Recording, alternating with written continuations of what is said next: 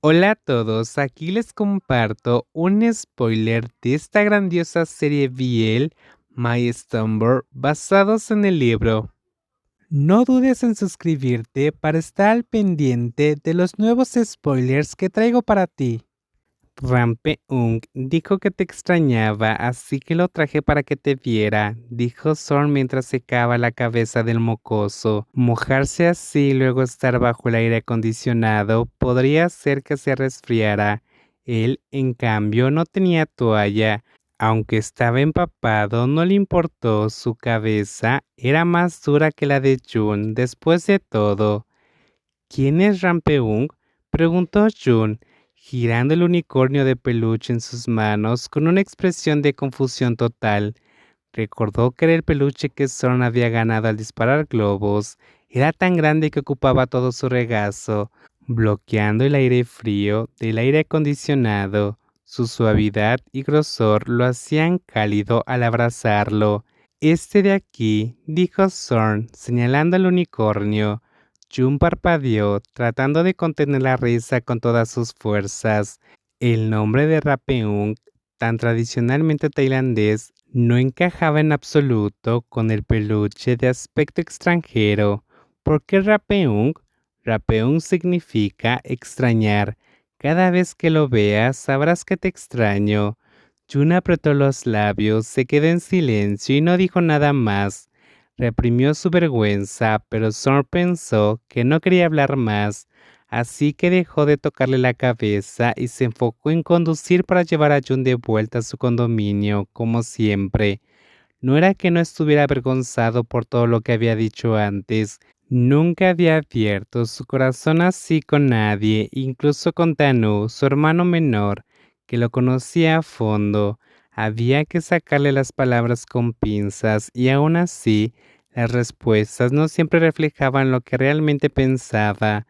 Las palabras dulces y las reconciliaciones las buscó en internet, porque no sabía cómo cortejar a alguien más joven y hacer cosas románticas. Pero ¿por qué querer conquistar a Jun? Tuvo que esforzarse.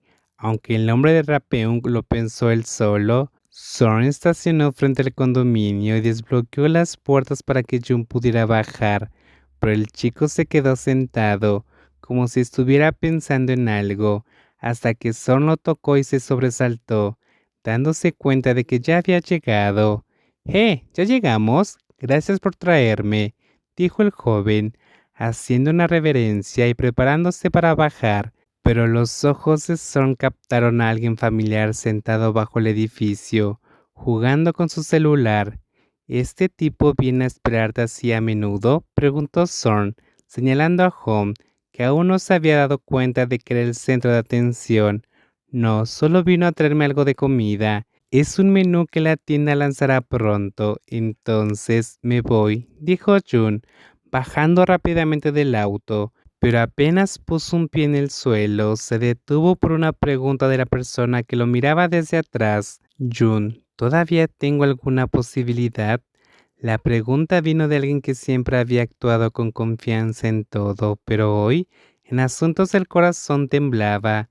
Temía que lo que había tenido se le escapara por haber sido demasiado tarde o por no aceptar sus propios sentimientos.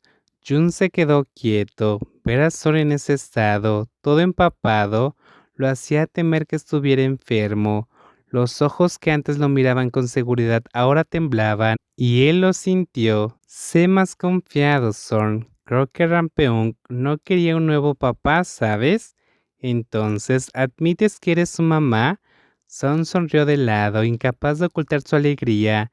Jun no respondió, solo bajó del auto, cerró la puerta y se fue con el peluche hacia Jun. Este sonrió y le entregó una bolsa con el logo de la tienda de su tío. Son miró a los dos hablar, ambos con sonrisas en el rostro. Bueno, al menos las palabras de Jun dejaban claro que él era el papá de Rampeung y esperaba que algún día Jun aceptara ser su mamá. Rampeung, tienes que ayudar a tu papá, pequeño? Papá disparará globos para traerte 10 amiguitos más, susurró Zorn para sí mismo. Por su parte, Jun al bajar del auto sonrió ampliamente a Home. Los ojos de Home se detuvieron en el peluche gigante, Antes de mirar el auto que aún estaba estacionado. ¿Fuiste a pasear con Zorn? Preguntó, porque podía adivinar varias cosas.